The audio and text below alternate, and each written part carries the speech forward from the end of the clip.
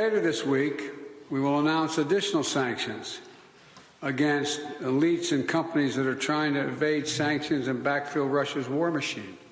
There is open source reporting that Chinese companies are providing surveillance equipment to that mercenary group, the Wagner group, fighting in Ukraine. Does the U.S. consider this to be providing military support to Russia?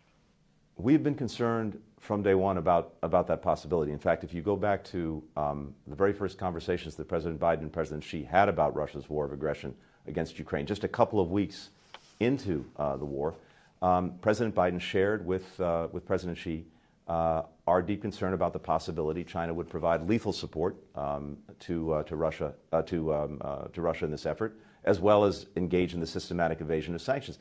And the reason for that concern was just weeks before the aggression.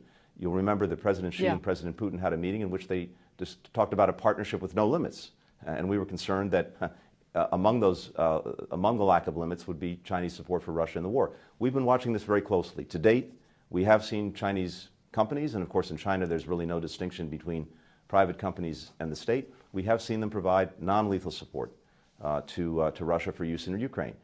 The concern that we have now is based on information we have that they're considering providing lethal support, and we've made very clear to them that that would cause a serious problem for us and in our relationship. Lethal support. What would that entail? What do you think of? Weapons. That's ammunition. That's primarily weapons.